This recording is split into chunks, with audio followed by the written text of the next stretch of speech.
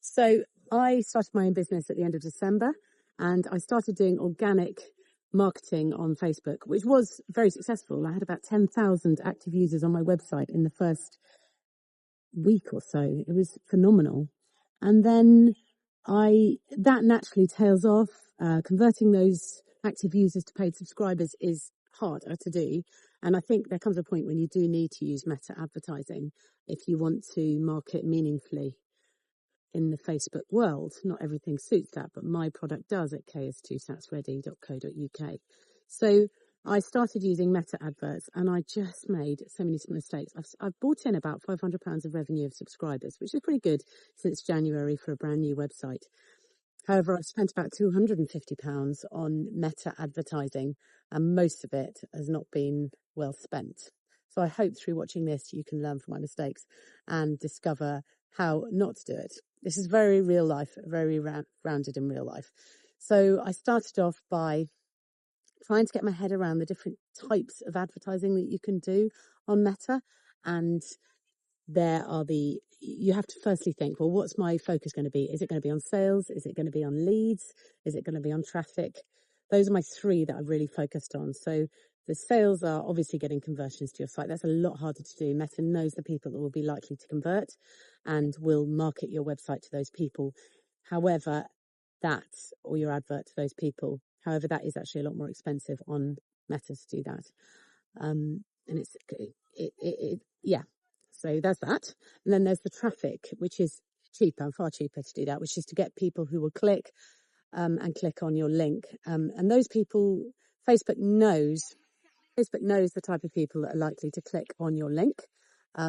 But there again, are those people actually going to be just clickers, or are they going to be people that are going to buy?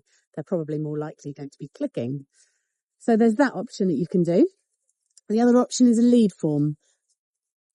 So the lead form is a form that you design on the Meta Ads Manager, and you create a form and the person sees your ad, and then you're offering something like a free sample to be emailed to them, or you can just, like I've done, they put their name, they put their email address, and then the next page is they've got a link to free samples on your website, which is great because it's a good way of getting them to your website.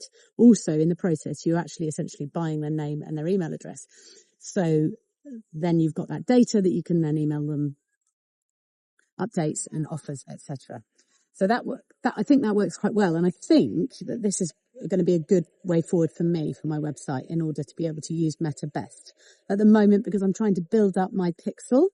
And the pixel is the bit of code that I put on my website that connects Meta with my website. So Meta knows who's going to my website from Meta back and forth, and they can see who is clicking and who is purchasing. So what I'm doing is I am sending my my advert to as many people as possible with a very low budget. I'm only doing it around about £4 a day, which is tiny. But equally, when you've got a new website, you've got no money and you are starting from scratch. So it's really difficult. And it's really stressful to spend money on an advertising when you don't have the money coming in, because it's a gamble, isn't it, essentially?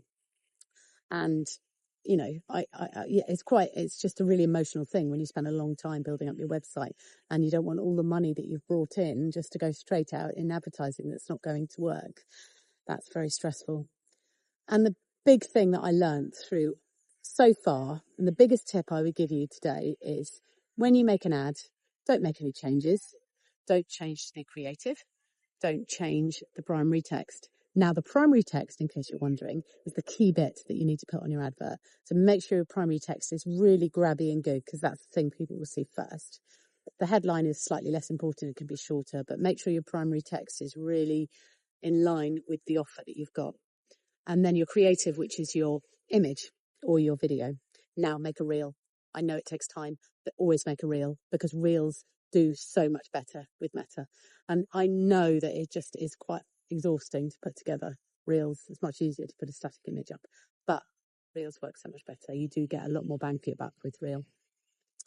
And then don't make any changes. Don't change your creative. Don't change your primary text. Just don't change anything, because if you change anything, you've spent money that day on nothing, because Facebook started again, essentially, as soon as you made a change. And the thing I also learned the hard way is do not change your landing page on your website. Because if you change your landing page, Meta knows this, and it then gets confused because it thinks, oh, there's a new image there. Oh, there's a new thing there. And it doesn't work. You're better off just starting again, making a new campaign, but getting it right in the first place. I've made too many campaigns that have not been okay. And comment underneath if you want any feedback on your website. I will give it to you on Meta Ads. If you've got any comments, questions, please ask. I am going to make some more of these videos just to help people kind of learn about Meta, how to use it. And if you've got any questions that you'd like me to cover in my reels, then just shout and I will cover that, because there's a lot that I've learned, and a lot I've learned about using Google Analytics as well. So yeah, follow for more updates. And it's just kind of goes in keeping with what I'm doing on my site, ks2satsready.co.uk, just trying to make learning accessible to everybody and just trying to make things easy. And I want to make things easy through this too. So anyway, see you soon.